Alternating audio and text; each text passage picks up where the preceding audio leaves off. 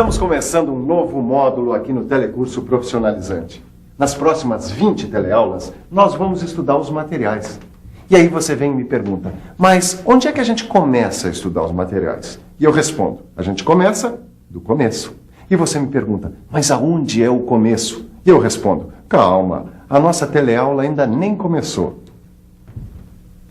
Você vai ver hoje a primeira teleaula do módulo de materiais. Nesse módulo, você vai aprender um monte de coisas sobre o ferro, o alumínio, o cobre e mais uma grande quantidade de materiais que fazem parte do mundo da mecânica. Começando nessa teleaula, bem do comecinho, com o estudo do átomo, das moléculas, dos polímeros, da estrutura cristalina e muito mais. Vamos começar, mas vamos devagar porque ninguém é de ferro. É ou não é? Pronto para a nossa teleaula? Muito bom. Mas eu devo dizer que ela não começa agora não. Ela começa há muito tempo atrás.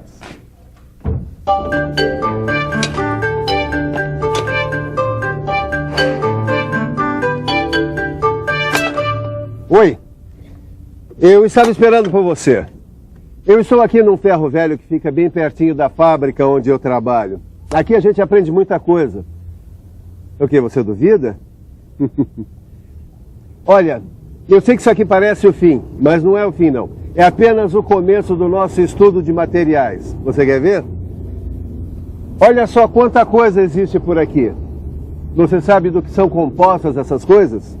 Pois bem, há muitos e muitos anos, um grego muito curioso, muito inteligente, ele fez essa mesma pergunta.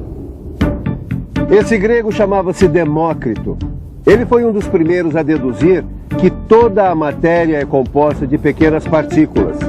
E ele chamou essas pequenas partículas de átomos. Átomo é uma palavra de origem grega. Você sabe o que quer dizer átomo? Não? Átomo quer dizer indivisível. Legal, não é? Pois bem, átomo seria aquela partícula tão pequena, mas tão pequena que não poderia ser dividida. Hoje em dia a gente sabe que o átomo é composto de outras partículas menores. Mas para aquela época foi um avanço e tanto. Tanto é que esses estudos de Demócrito foram a base para o desenvolvimento da própria química. Sabia disso? Muito tempo depois, no começo do século XIX, o químico inglês John Dalton estabeleceu sua teoria atômica. E 60 anos depois, apareceu a primeira classificação geral dos elementos químicos. Daí para a tabela periódica que a gente conhece, foi um pulo. Você já percebeu que eu gosto de dar uns pulinhos lá no passado, não é? É que me interesso muito pela história dos materiais. Mas onde é que nós estávamos mesmo? Assim, a gente falava da evolução do estudo sobre os átomos. Pois muito bem, nós estamos saindo do passado para chegar aqui no presente. Hoje em dia, a gente sabe que tudo o que existe é formado por átomos. São os átomos que determinam se um material é aço, é plástico, é madeira ou até mesmo é o ar que a gente respira.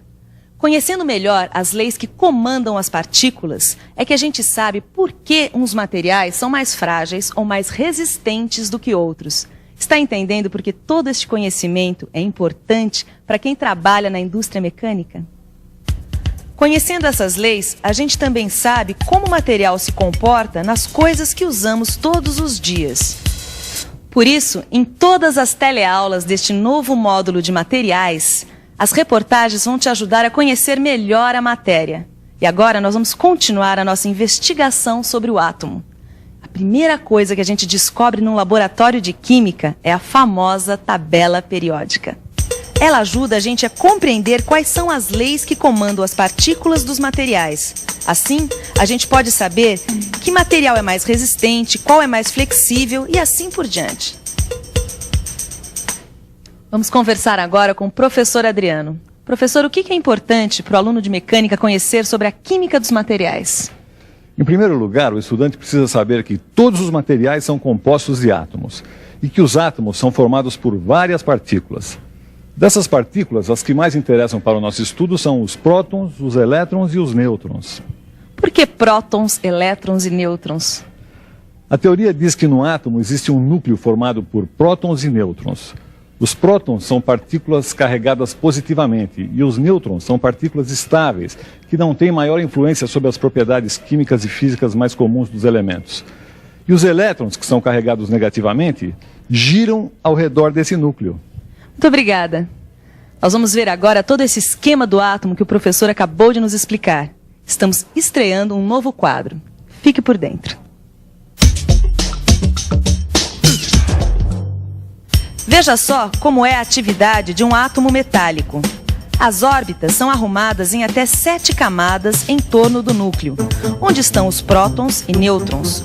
Os elétrons giram nessas camadas em torno do núcleo. A última camada é chamada de camada de valência.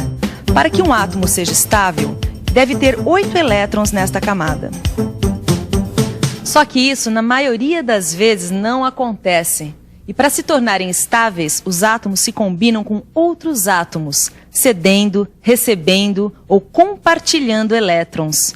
E quando os átomos compartilham elétrons, acontece a ligação covalente. Quer um exemplo? A molécula de água com a sua famosa fórmula H2O. Ela é composta de 2 átomos de hidrogênio e um átomo de oxigênio. E como toda ligação covalente, esta é uma ligação muito forte. Agora, quando um dos átomos cede definitivamente um elétron na sua última camada, acontece então a ligação iônica. O cloreto de sódio, que é o sal de cozinha que a gente usa diariamente, é um ótimo exemplo de ligação iônica. Sua molécula é composta de um átomo de sódio e um átomo de cloro. Existe também um terceiro tipo de ligação, a ligação metálica. Veja o que acontece na ligação metálica. Nesta ligação, os elétrons podem se mover livremente dentro da estrutura metálica. Eles formam uma nuvem eletrônica.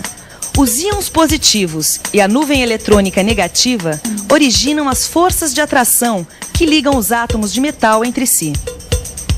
Agora você deve estar se perguntando, será que na prática é realmente útil estudar química para quem quer conhecer os materiais e aprender mecânica? Pois eu conheço 2 caras que estão estudando exatamente isso para ficar craque em mecânica. Bibi, mulher no volante. E aí, Edgar, tudo certo? Você ainda está estudando isso aí? Desse jeito você vai ficar fera em química, hein? Em química eu não sei, mas mecânica, se Deus quiser. Mas o que é que você tanto tá vendo aí em química? Isso aí vai servir pro nosso aprendizado de mecânica? Ou se vai. Olha aqui, ó. Essa aqui é a configuração da ligação metálica. É assim que se formam os metais. Metais? Quer dizer, o ferro, o aço, o alumínio? Estudando a configuração da ligação metálica, a gente fica sabendo que, por causa dos elétrons livres, os metais são bons condutores de calor e eletricidade. Legal! Isso pode ser útil no nosso projeto, pode ajudar a gente na construção do kart, Claro não que pode. Olha aqui, ó. A gente precisa conhecer as propriedades dos materiais que nós vamos empregar no projeto do kart. Ó, aqui, por exemplo. Precisa de um material de alta resistência. Mas, Edgar, vem cá, me responde uma coisa. O que é que mantém os átomos dos metais unidos, hein? Boa pergunta. Bom, até onde eu sei são as forças de atração atômica. Forças de atração atômica, isso parece coisa de filme de ficção científica. É, mas é coisa de química mesmo. Mas é bom a gente conferir isso lá no laboratório. Esta pergunta é importante. Professor, como agem as forças de atração atômica em um metal? Se você pudesse ampliar a ponto de ver as partículas da maioria das substâncias sólidas, veria que essas partículas se arrumam de uma forma muito organizada, como a pilha de laranjas que você vê na feira.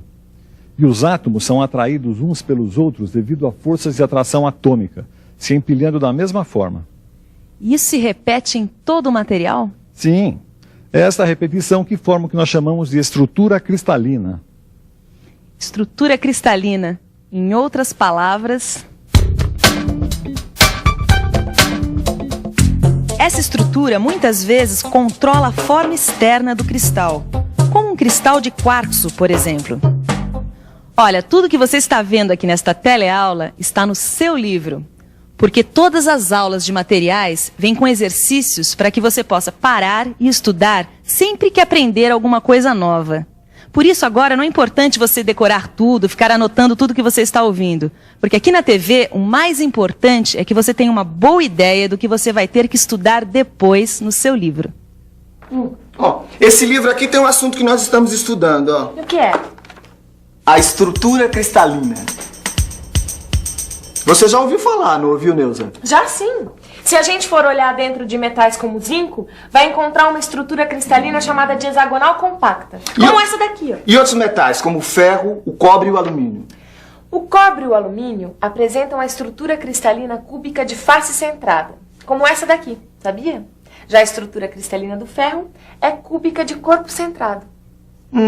Que interessante. Mas eu sabia, sim. Agora que a senhora está tão sabida, a pergunta é o seguinte. O que acontece com a estrutura desses metais quando eles sofrem um processo industrial? Uma laminação, por exemplo. Boa pergunta, hein, Edgar?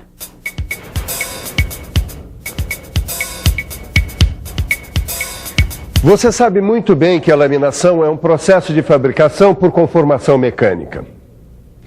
Quer dizer, a barra de metal passa por 2 rolos chamados cilindros laminadores para se transformar, por exemplo, numa chapa. Certo, minha chapa?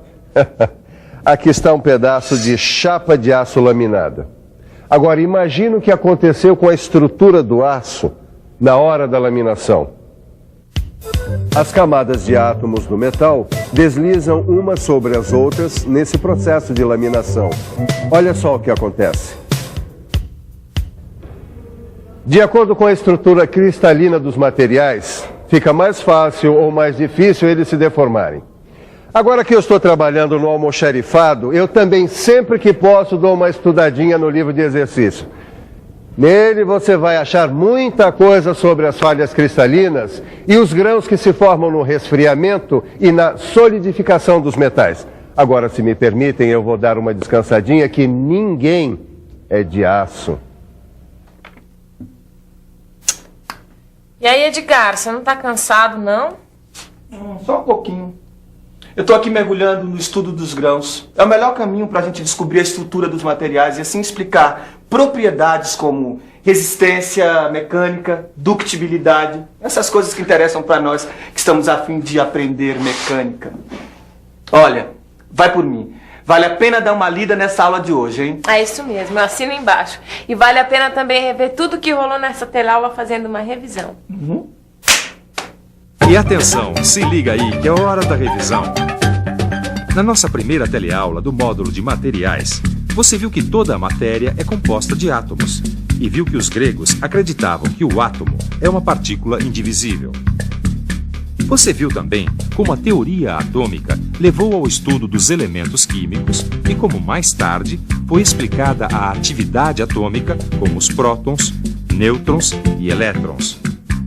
Mais adiante, você aprendeu a importância das ligações químicas para a estrutura dos materiais e viu como se formam as estruturas cristalinas dos metais. E, finalmente, estudou os cristais. Você conheceu o papel que eles exercem na definição das propriedades dos metais e teve as primeiras noções sobre o que acontece quando o metal é deformado. Então, pronto para pôr a mão na massa? Então corre lá, abra seu livro na primeira aula de materiais. Leia tudo com muito cuidado e faça os exercícios. Porque na próxima teleaula, o que não vai faltar é material de estudo. Um abraço e até a próxima.